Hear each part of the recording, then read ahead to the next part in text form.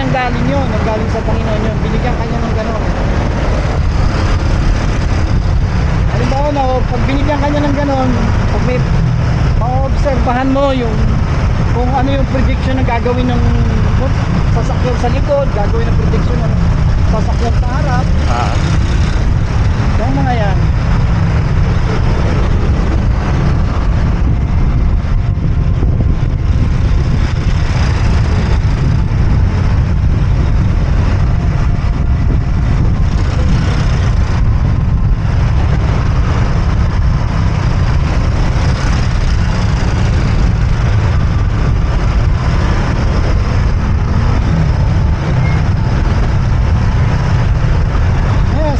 Pag umuulan na ganito, umahangge. Pag ganitong umahangge, uulan, yung prediction ng mga iba, ang gagawin nila, mas lalo ba sila magmamadali? Pero tayo, hindi tayo dapat magmadali. Mas importante ang buhay kaysa mabasa. Ayoko magasgasan yung tuhod ko, ayoko magasgasan yung customer ko, lalo na yung customer ko, wag. Kasi nabubuhay ako sa customer. Bakit?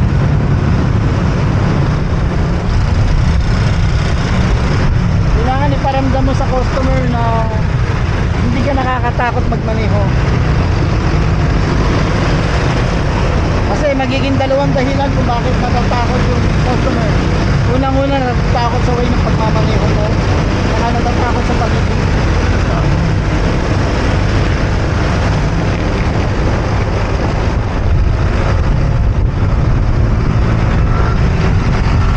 So, pag hindi na natin mamamanage yung ulan, i-post mo yan, magkakapote tayo. Pero magagawa mo pa rin siya gano'n. Kasi lahat naman ng technology ngayon, water resistant.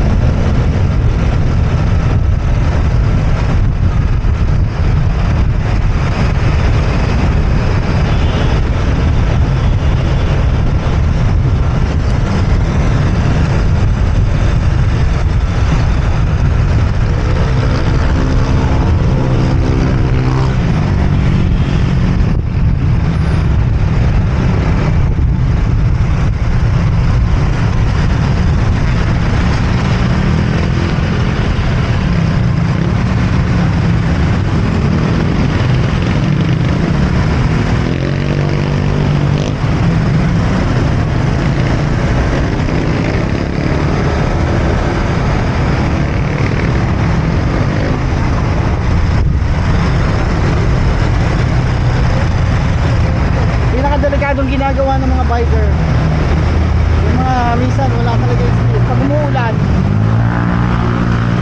tumatabi sila sa ganito, which is nagkukos ng matinding traffic.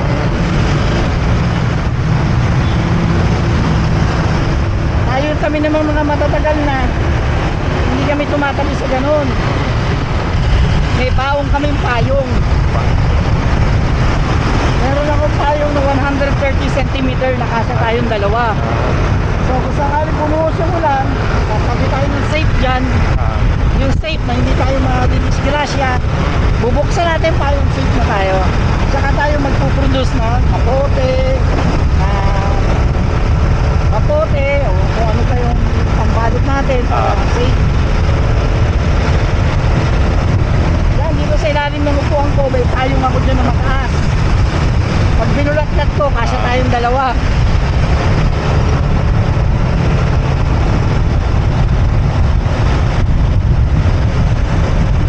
Kaya sa pagmamaneho ko, huwag lang puro takbo.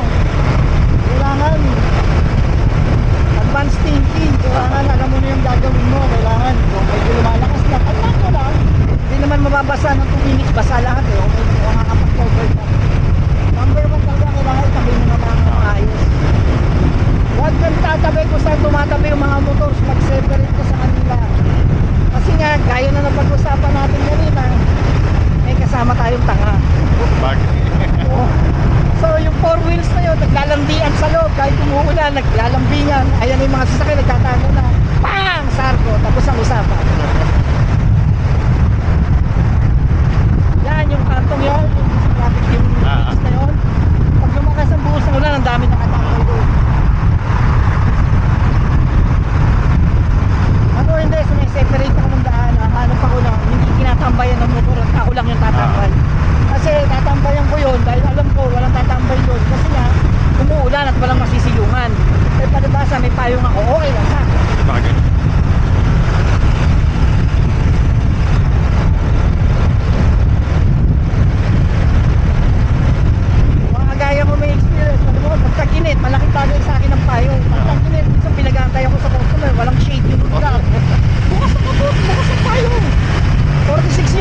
ako, mahirap na. Baka ma-dead mo lang. Stroke, mahirap na. Kung minsan, payong isa mas. Toto. Ayun, sir. Sinasabi ko yung mga bagay na yan para at least baka ma-broadcast mo yan sa YouTube o kung saan mo gusto. At least meron kang magandang content. Ilalagay ko nga. At least maganda yung content na na-share ko sa'yo. Kahit ikaw na mag-voice. Hindi ako nag-edit ng most of the time bro, yung mga nilalagay ko. So diretso lang. So yun ang aking i-share.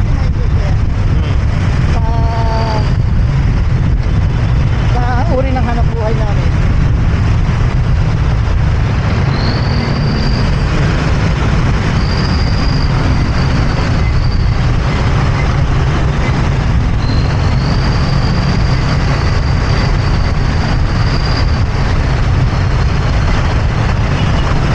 Pag na-navigate naman, pag na-navigate ka sa pupuntahan mo, huwag mong gagawin gawin mo yan bago ka palang umalis. Punta naman.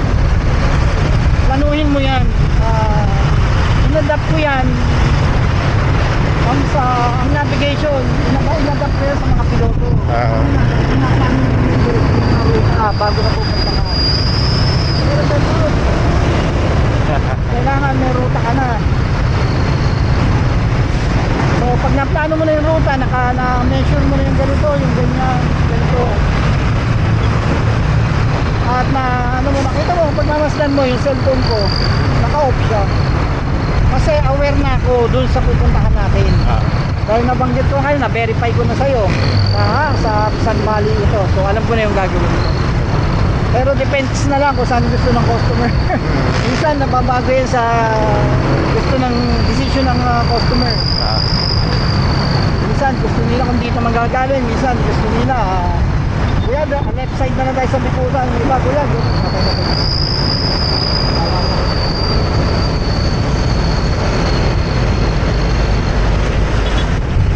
so sir, manageable mo pa ba?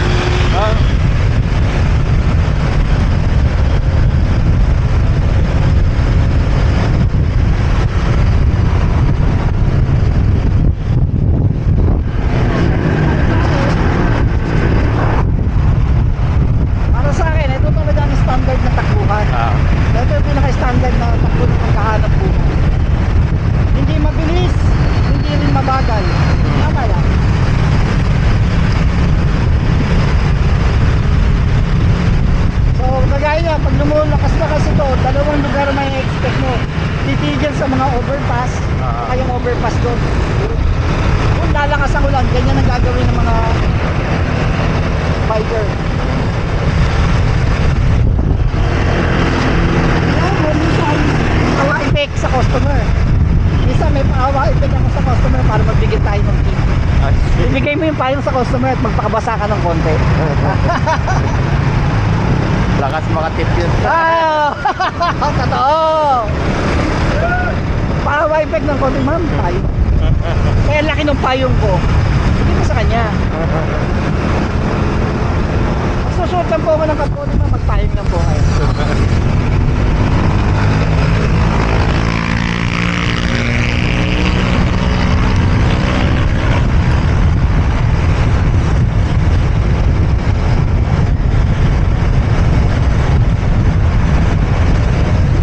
Favorite content ko, sir, huwag mo na lang banggitin yung pangalan ko kasi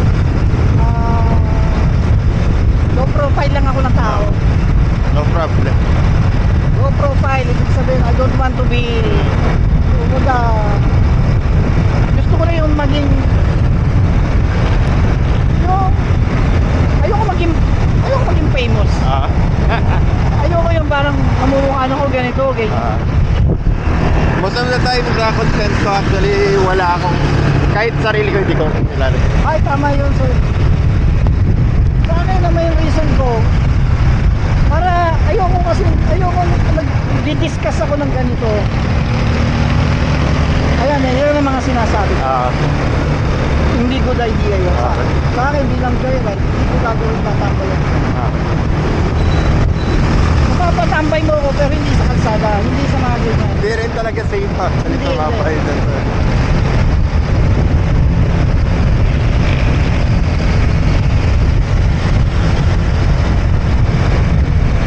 Mapapatambay mo ako dito. Yan, yan nasa loob ako. Pero hindi rito sa mostly na dinadaan. Dito, mapapatabi mo ako. Tatabi lang ako dyan sa gilid. Diyan lang ako tatabi. Kaya saka ako mag-decide na kung ano gagawin. Yan, para sa akin, bullseye na yan sa ganyan. Na safe.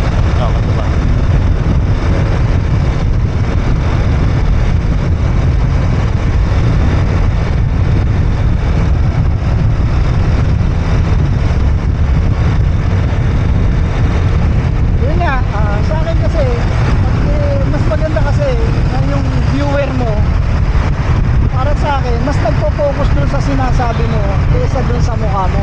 Bagay. Kasi ang main goal mo, kung ano talaga yung kinokontent mo.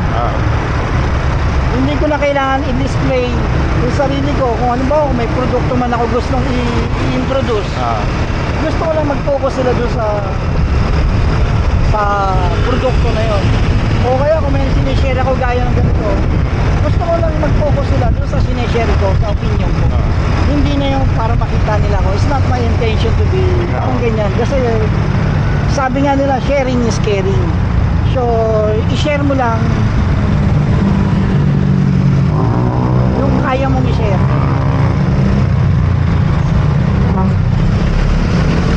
Saka lalo na kung like, eto mga content ko kasi more on like nagra-ride, naglalakad-lakad, lumalakad-lakad. Parang it defeats the purpose naman kasi na yung mukha mo yung nakapalan na doon. Oo. Eh gusto mo lang makita ng mga tao yung mga dinadaanan Alam mo, mo. sir, parang meron ako na-encounter na isang ganyan din na tao. Alam mo siya, ang content niya, hindi yung sarili niya. Ewan ko, baka ikaw yun, magkamali ako. Naglalakad siya sa tundo. Sa iskinita ng tundo. Ewan ko lang kung may ganun siya. Ay nakita ko content na gano'n. Na gano'n. Parang gano'n na rin ako.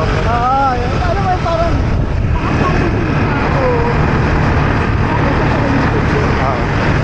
ito pala yung mga tundo. Ito pala yung skinita. Kaya nakapokus sila sa ganon. Lakad lang, mga normal na makikita mo Yes. sa mga street. Alam mo, minsan kasi minsan ang mga content magagamit ng mga tao minsan sa restaurant. Alam mo, habang nagkikwentuhan kayo o kung may hinihintay ka, napapatingin ka sa tapos nakikita mo yung content na parang naglalakad lang yung tao. Parang kasala ka sa pagsa-sightseeing niya. Total. Yan yung purpose ko, yung hindi mo na kailangan lumabas, ako lang maglakad, panoorin mo lang. Mag-sightseeing ka. So, dumaan sa ganito, ganyan. Yung makikita mo yung interest ng ginagawa ng content creator na naturally kung ito. Gusto ko dito maglakad. Ito. Tapos ang i-content mo lang, riding joyride from Tektite to ganito. Huwag na natin banggitin yung lugar. Ganun yung mga title ng ko. Angkas ride from ganito. Ay, ganda na. Bigay mo sa akin ng ano mo, magsasubscribe ako ha.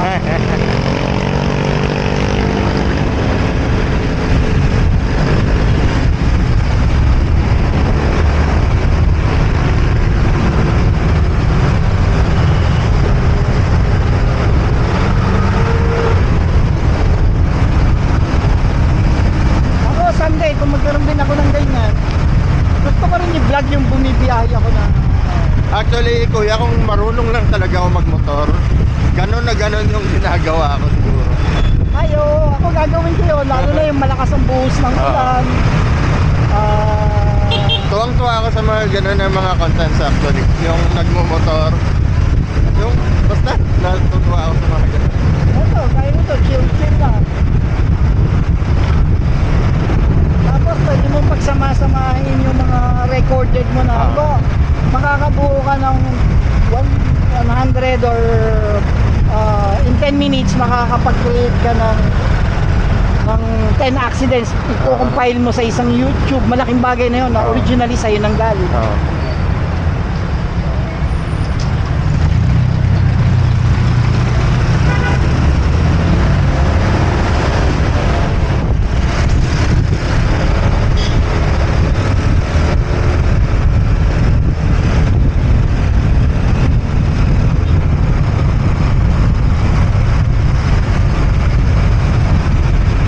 Magandang hobby yan, sir. Pero yan yan, hindi lang siya for entertainment. With experience pa, with sharing experience. Lalo na yung mga lakad-lakad ko na from ganito pupunta ako ng terminal ng ganito. May mga nanonood naman actually. Oo, yun nga eh. Patasalamat sila mga ganun.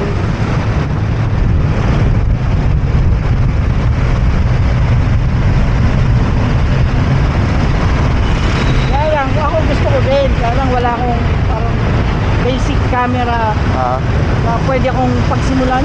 Budget mean na hindi masyadong I see. Ikaw, sir, ano may advice ko? Hindi ko rin alam. Actually ko yan. Sa totoo lang na,